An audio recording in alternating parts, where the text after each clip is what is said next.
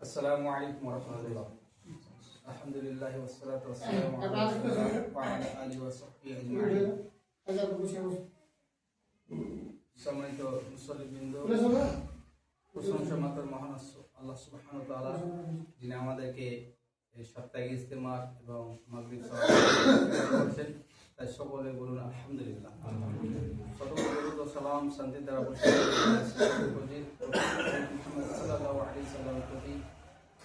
যিনি আমাদের ইসলামকে করেছেন সেটা আমরা অবগত আছি।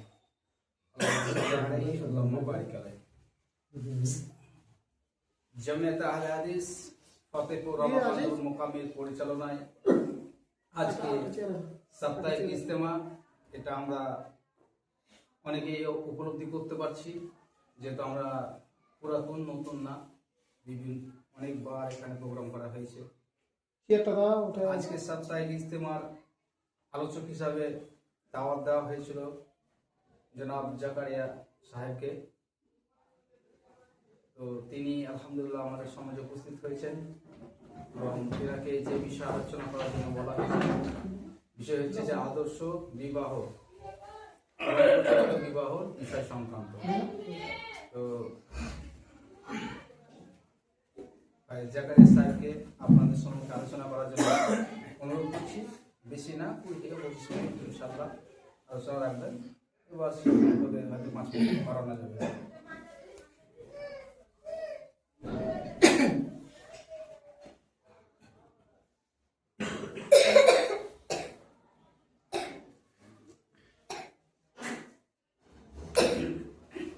السلام عليكم ورحمة الله وبركاته. إن الحمد لله وحده والصلاة والسلام على من لا نبي بعد أما بعد فأعوذ بالله من الشيطان الرجيم بسم الله الرحمن الرحيم فانكحوا ما طاب لكم من النساء وقال النبي صلى الله عليه وسلم يا معشر الشباب من استطاع منكم البعض فليتجوز فإنه أغض للبصر وأحسن للفرج. উপস্থিত অত্র মসজিদের মুসল্লিবৃন্দ, প্রশংসা মাত্র সেই মহান আল্লাহ তাআলা, যিনি আমাদেরকে তার অশেষ রহমতের দ্বারাতে আমাদেরকে মাগরিবের নামাজের সালাত আদায় করার তৌফিক দান করেছেন। তাই আমরা তার শুকরিয়া আদায় করে বলি আলহামদুলিল্লাহ। তারপরে আমাদের ধর্মের গুরু, কর্মের নেতা নবী মুহাম্মদ রাসূলুল্লাহ সাল্লাল্লাহু আলাইহি ওয়াসাল্লামের উপরে দরুদ ও সালাম নাযিল হোক। আল্লাহুম্মা সাল্লি আলাইহি আল্লাহুম্মা বারিক আলাইহি। আপনারা অবগত হলেন যে আজকে কি বিষয়ে আলোচনা করা হবে, তা আপনাদের সামনে বলা হলো।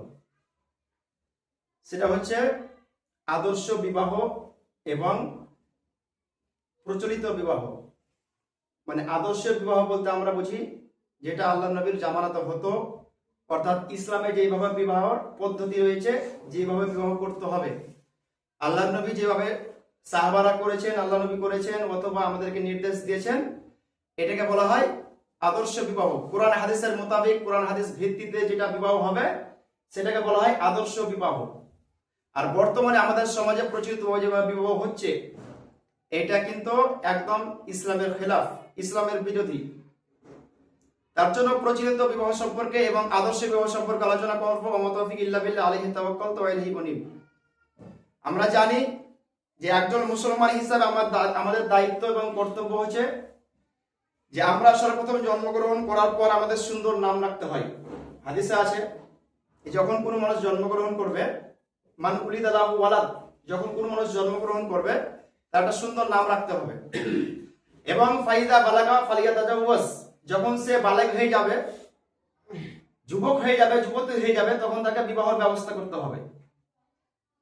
সেই ব্যবস্থা যদি তাকে না করা হয়, তার গার্জেনের উপরে সব গুনাহ হবে। সেই পুরুষ, সেই যুবক যুবতী যদি বিবাহ তাদের গার্জেন না দেয়, তাহলে যত গুনাহ করবে তার ছেলে, তার মেয়ে, সমস্ত গুনার বাকিদার হবে কিন্তু তার পিতা মাতা, গার্জেন। এটা মনে রাখবেন। কেন? সে বিবাহের যোগ্য হয়ে গেছে, পুরুষ হয়ে গেছে, সে যুবক মানে যৌবনে পদার্পণ করেছে। তাকে যতক্ষণ পর্যন্ত বিবাহ না দিচ্ছেন, তাহলে সে ব্যক্তি কিন্তু পাপের দিকে রাস্তা খুঁজবে। প্রত্যেকটা মানুষের চাহিদা আছে, তার প্রত্যেকটা ক্ষমতা আছে, সেই চাহিদার জন্য সে নিজের রাস্তা, পাপের রাস্তা খুঁজবে। অতএব আমাদের গার্জিয়ানদের দায়িত্ব হচ্ছে যখনই কোনো ছেলে মেয়ে যখন যুবক যুবতী হয়ে যাবে তাদের দায়িত্ব বিবাহের ব্যবস্থা করে দেওয়া। এই জন্য আল্লাহ নবী বলেছেন, ইয়া মাআশারাশ শাবাব মান ইসতাতা মিনকুমুল বাতা ফালিয়াতাজাওয়াজ ফাইন্নাহু আগাযু লিল বাসার। হাদিসটি মিৎকা শরীফে প্রথমে এসেছে, বুখারী শরীফের আছে, বুখারী শরীফ 1066 নম্বর হাদিস। তো নবী করিম সাল্লাল্লাহু আলাইহি ওয়াসাল্লাম বলছেন, যখন তোমাদের মধ্যে কোনো ব্যক্তি যখন যুবক হয়ে যাবে, ইয়া মাআশারাশ শাবাব, হে যুবকের দলেরা, মান ইসতাতা মিনকুমুল বাত, তোমাদের যদি কোনো ক্ষমতা হয়, তোমাদের ক্ষমতা হয় তাহলে তোমরা বিবাহ করো। তোমাদের যদি ক্ষমতা হয় তাহলে তোমরা বিবাহ করো। কেননা বিবাহ করলে কি হবে? ফাইন্নাহু আগাযু লিল বাসার ওয়া আহসানু লিল ফারজ। কোন ব্যক্তি যদি বিবাহ করে তাহলে সেই ব্যক্তির চক্ষু অবনত হয়ে যায়, কারণ সে জিনার রাস্তা কিন্তু তার অনেকটা বন্ধ হয়ে যাবে, সে জিনার পথে যাবে না, তার চক্ষু অবনত হয়ে যাবে। রাস্তায় হাঁটতে গেলে সে কিন্তু অন্য মহিলার দিকে তাকাবে না। কিন্তু যার চরিত্র খারাপ, ওই হাজারো নারী দিলেও কি বিবাহ দিলেও তার চরিত্র খারাপ থাকবে। তো আল্লাহ নবীর হাদিস হচ্ছে, কোন ব্যক্তি যখন যুবক হয়ে যাবে, কোন ব্যক্তির যদি ক্ষমতা হয় যে বিবাহ করতে পারবে, সক্ষম, তাহলে সে যেন বিবাহ করে নেই। বিবাহ করলে সে পাপ থেকে কি হয়ে যাবে? মুক্তি পেয়ে যাবে। তার চক্ষু নাকি অবনত হয়ে যাবে, নিচু হয়ে যাবে, কোন মহিলার দিকে তার দৃষ্টি আকর্ষণ করবে না। এবং ফাইন্নাহু আগাযু লিল বাসার ওয়া আহসানু লিল ফারজ, এবং তার লজ্জা স্থানের হেফাজত হবে। বিবাহ করলে দুটো কাজ হবে, একটা হচ্ছে চক্ষু অবনত হবে, আর 2 নম্বর তার লজ্জা স্থানে হেফাজত হবে, অর্থাৎ জিনার দিকে সে যাবে না, জিনার পথে হাঁটবে না। আপনি চিন্তা ভাবনা করুন। এখানে বাদ বলতে ইমাম নববী রাহিমাহুল্লাহ 3টা ব্যাখ্যা করেছেন, যে বাদ, ইয়া মাআশারাশ শাবাব মান ইসতাতা মিনকুমুল বাদ, বাদ বলতে কি বোঝানো হয়? বিবাহ করার ক্ষমতা। ক্ষমতা বলতে 3টা আপনার ক্ষমতা থাকতে হবে, 3টা ক্ষমতা। 1 নম্বর, যে আপনি যেই মহিলাটাকে নিয়ে আসবেন সেই মহিলাকে বিবাহ করার জন্য আপনার মোহরের ক্ষমতা থাকতে হবে।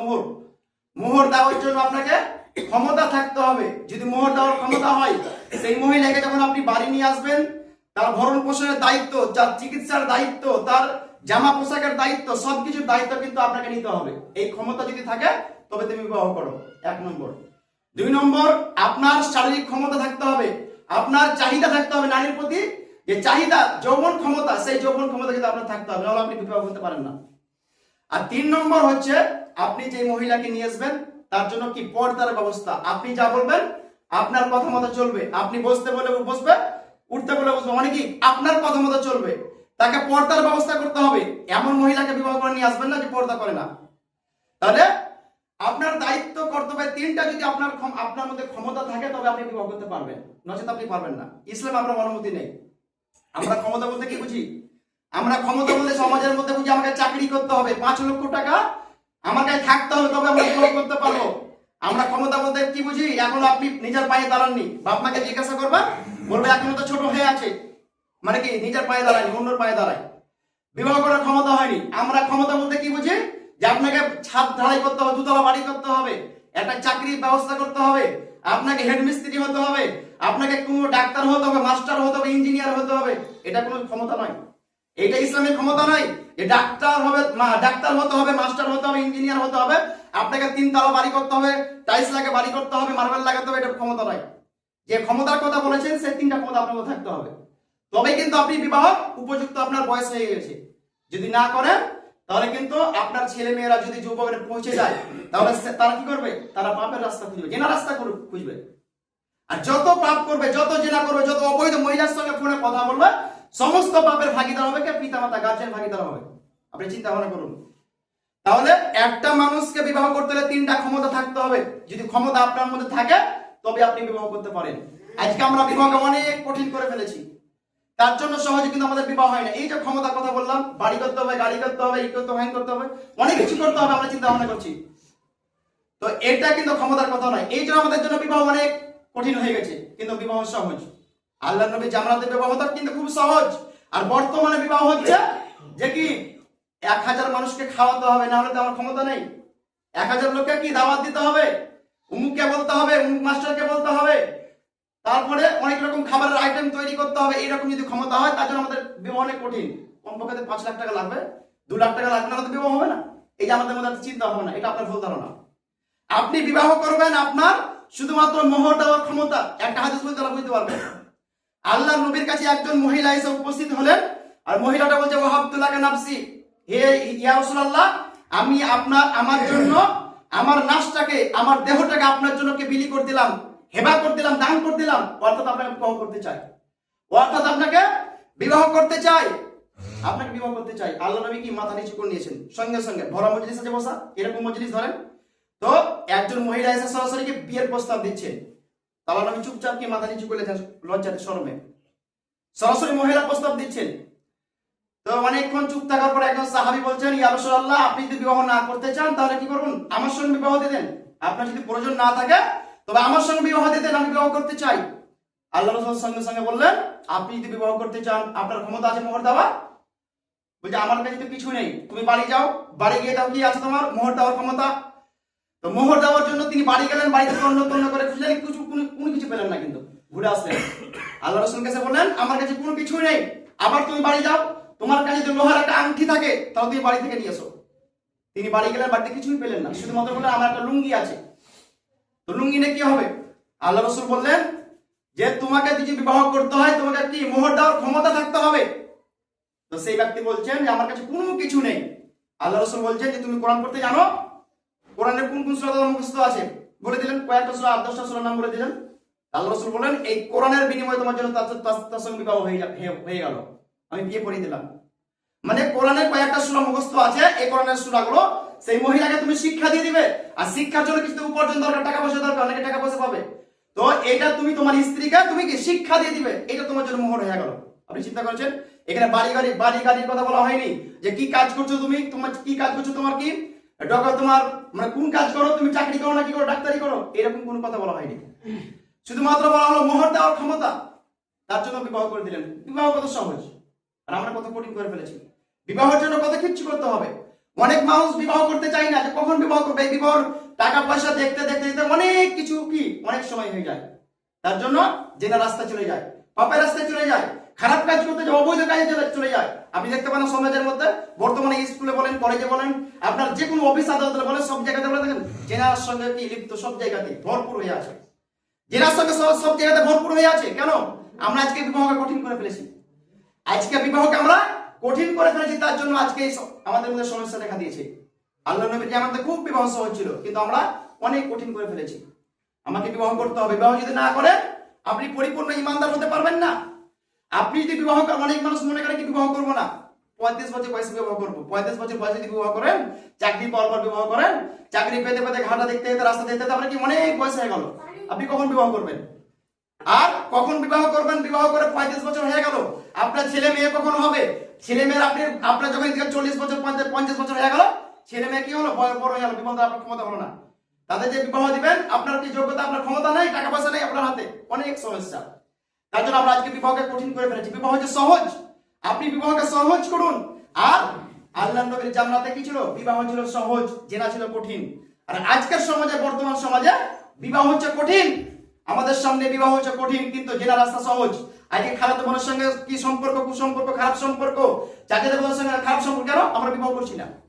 স্কুল কলেজে বলেন, সব জায়গাতে বলেন না কেন, সব জায়গা থেকেই আজকে বিবাহ দিচ্ছে না। তার জন্য কি উপযুক্ত বয়স হয়ে গেছিলেন মেয়েদের, উপযুক্ত বয়স হয়ে গেছে, আর আমরা তাদেরকে বিবাহ দিচ্ছি না। তাদের জন্য কি জেনা রাস্তা খোলা আছে।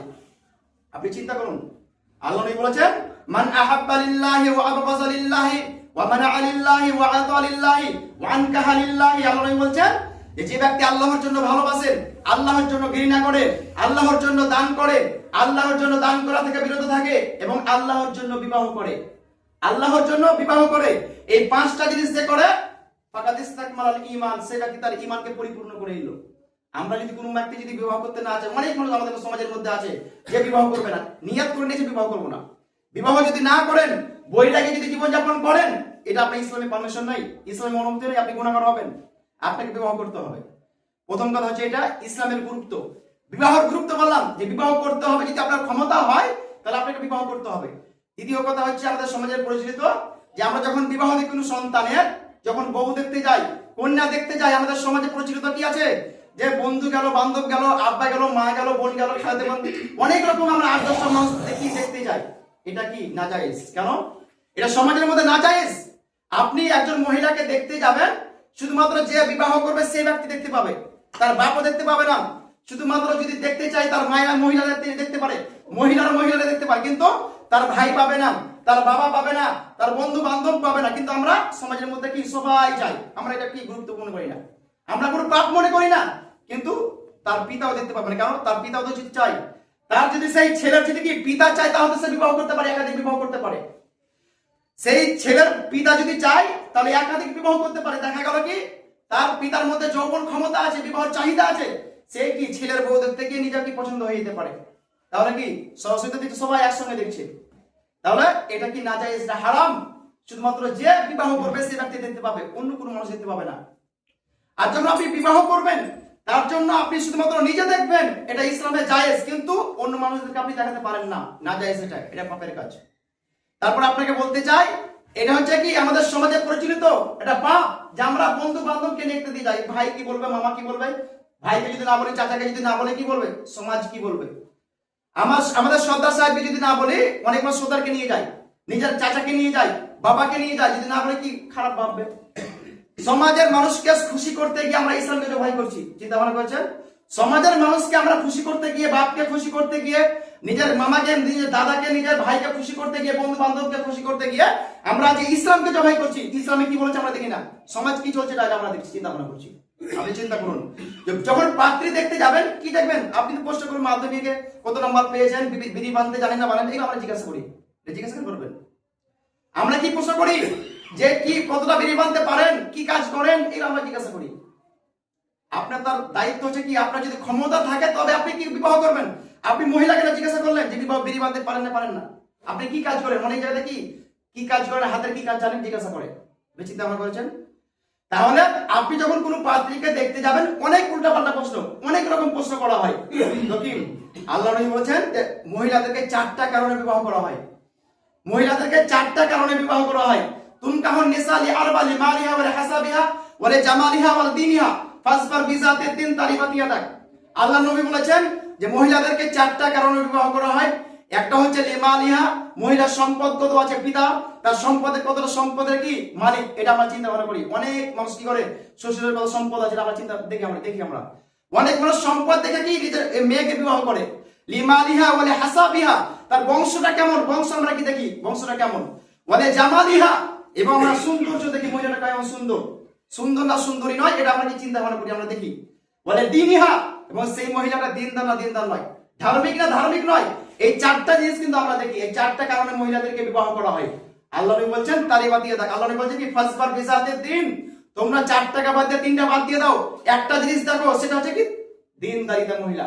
তোমরা দিনদারিতা মহিলাকে বিবাহ করো, যার মধ্যে ইসলাম আছে, যে ধার্মিক বুঝে, ইসলাম বুঝে, যার মধ্যে ইসলামিক জ্ঞান আছে, যে দিন বুঝে, সেই মহিলাকে তোমরা বিবাহ করো। কেন, তুমি যে মহিলাটাকে নিয়ে আসবে বাড়ির মহিলা যদি ঠিক থাকে তাহলে সব ঠিক হয়ে যাবে। আমরা জানি না 3টা জিনিস খুব বিপদের, একটা হচ্ছে গাড়ি, একটা হচ্ছে বাড়ি, একটা হচ্ছে নারী।